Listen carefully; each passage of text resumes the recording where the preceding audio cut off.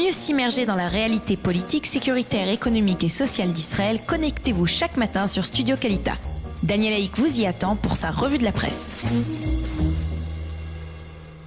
Voilà, il est 8h28 sur Studio Kalita. C'est l'heure ce matin de la revue de la presse et des médias. Comme je vous le disais, pas de chronique ce matin d'Eliana Gurfinkel. Nous serons en ligne dans quelques instants après cette revue de la presse avec Yohanan Montagne, qui est le voisin du couple Yehuda et Yafa Glick. Il nous parlera de Yafa Glick, qui est l'épouse du député Yehuda Glick, qui est décédé hier à l'âge de 51 ans. Nous parlerons de cette personnalité assez exceptionnelle. En particulier, nous allons le voir, elle est mentionnée en évidence dans la presse israélienne et nous pourrons en parler un peu mieux après avoir compris qui était Yafa Glick. Yafa Glick, qui s'est donc éteinte hier matin. Nous commencerons cette revue de la presse, de toutes les façons, en tout cas ce matin, par une bonne nouvelle qui nous est offerte par le site NRG et par le Israël Hayom. Asher Elmaliar, l'agent de sécurité israélien, qui avait été très grièvement blessé il y a 3 semaines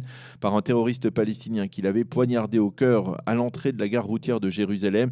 Eh bien, Asher Elmaliar va mieux après avoir été sauvé in extremis par la rapidité de son évacuation vers l'hôpital Shaare Zedek et après que son état se soit brusquement détérioré la semaine dernière. Eh bien, Asher Elmaliar a repris connaissance et il dialogue désormais avec ses médecins et avec sa famille. Pour le docteur Ofer Marine, qui est le directeur du département des urgences de l'hôpital Shaare Zedek, le cas d'Asher Elmaliar est rarissime. Nous ne sommes jamais allés chercher aussi loin un blessé grave comme Asher, et son rétablissement est impressionnant, même selon nos critères professionnels. Donc on souhaite bien entendu un prompt rétablissement et une guérison complète à Asher Elmaliar, le héros de cet attentat donc devant la gare routière de Jérusalem il y a 3 semaines. C'est le grand titre de cette matinée, celui qui fait la une des quotidiens israéliens et les pages d'ouverture des sites d'information. Le vote en seconde et troisième lecture de la loi sur les supérettes prévu pour ce matin a été reporté parce que la coalition gouvernementale ne disposait pas d'une majorité pour le faire valider.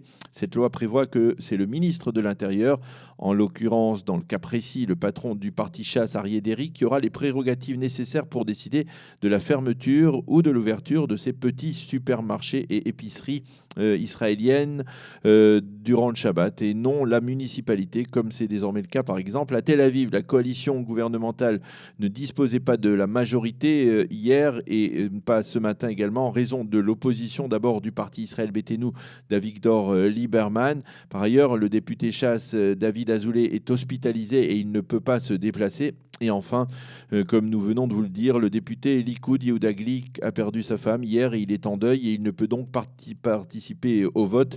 Nous allons revenir donc dans cette revue de la presse sur la personnalité de Yafi Glick, qui est donc décédé hier à l'âge de 51 ans. Dans d'autres circonstances, l'opposition fait montre de collégialité et compense l'absence de ces 2 députés en sacrifiant 2 députés de ses rangs. Mais actuellement, eh bien, la tension entre la coalition et l'opposition est telle, comme on l'a vu la semaine dernière avec le débat marathon sur la loi des recommandations, que malgré les très vives critiques populaires contre un comportement jugé inapproprié et parfois même indigne, eh bien l'opposition, elle, n'a pas l'intention de renoncer, fera tout pour remporter une victoire parlementaire. Ce sont les estimations de certains commentateurs donc ce matin dans la presse israélienne. Finalement, après que le président de la coalition, David Absalem, ait fait ses calculs et constaté qu'il n'avait pas de majorité, le vote de ce projet de loi donc sur les supérettes a été reporté à la semaine prochaine, tout comme d'ailleurs le projet de loi visant à permettre à Yaakov Litzman de revenir au ministère de la Santé publique avec le titre de vice-ministre,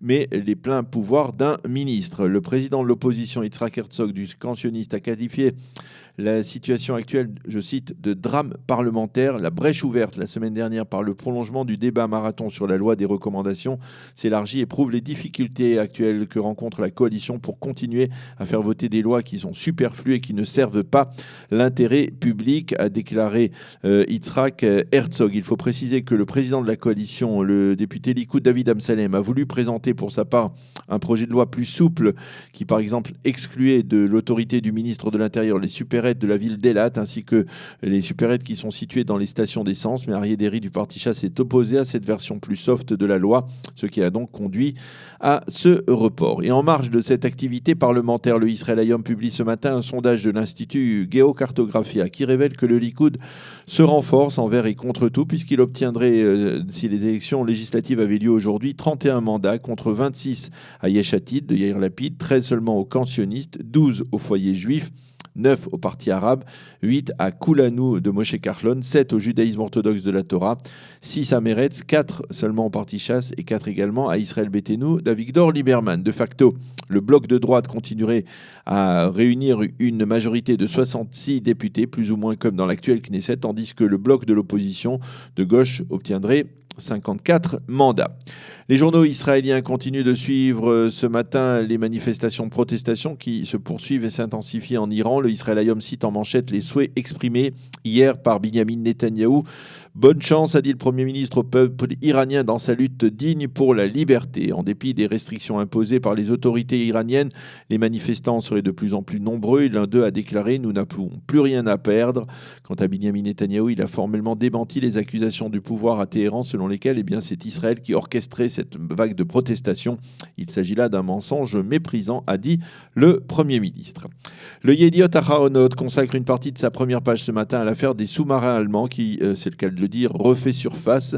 Selon le témoignage de Miki Ganor, le témoin à charge de la police dans cette affaire, il aurait lui-même téléphoné à l'avocat David Shibron, le très proche conseiller de Binyamin Netanyahou, après avoir appris que les concurrents allemands de la firme ThyssenKrupp avaient une chance d'emporter le marché des sous-marins. Et il l'avait alerté. Peu après, celui-ci lui aurait téléphoné en retour pour le rassurer et lui dire, je cite, que l'affaire avait été réglée.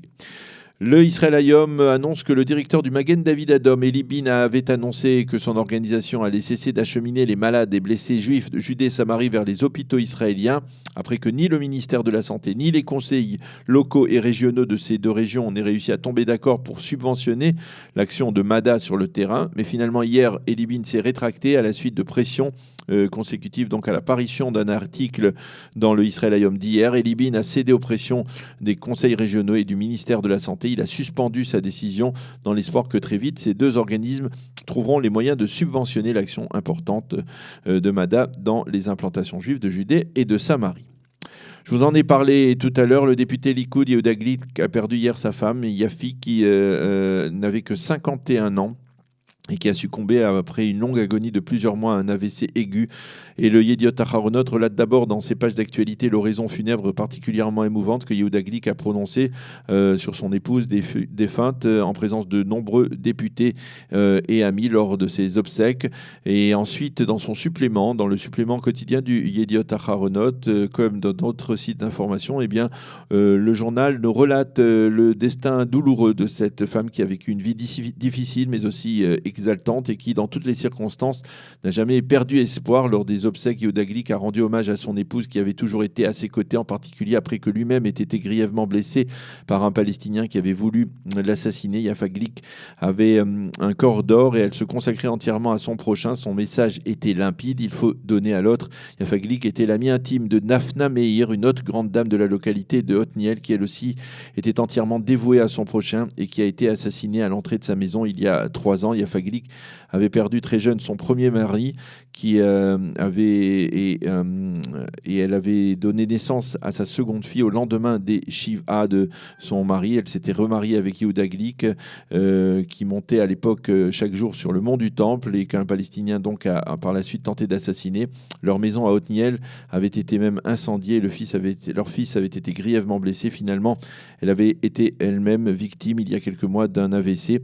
Et pourtant, malgré ces épreuves, Yafa Glick était une femme pleine de vie et de joie, et elle écrivait de splendides poèmes qui sont présentés ce matin dans le Yediot Aharonot. Nous allons en parler dans quelques instants avec Yohanan Montagne, qui était son voisin dans la localité justement de Otniel. Et puis, nous terminerons cette revue de la presse comme nous l'avons commencé par une bonne nouvelle. Selon le Times of Israel, en tout cas la version française du Times of Israel, le patron d'Optical Center et le célèbre philanthrope israélien Laurent Lévy aurait acquis 10 hectares hectares de terre sur les bords du lac de Tibériade, dans la localité de Migdal, afin d'y construire un complexe hôtelier de 800 à 1000 chambres, selon certaines informations qui n'ont pas été confirmées, affirme le Times of Israel. Laurent Lévy serait en train de négocier avec la direction du Club Med afin que le complexe soit construit sous sa franchise. L'information sur le projet hôtelier de Laurent Lévy a été confirmée par le ministère israélien du tourisme. Voilà donc pour cette revue de la presse et des médias israéliens de ce mardi matin. Nous allons marquer une pause et nous serons dans quelques instants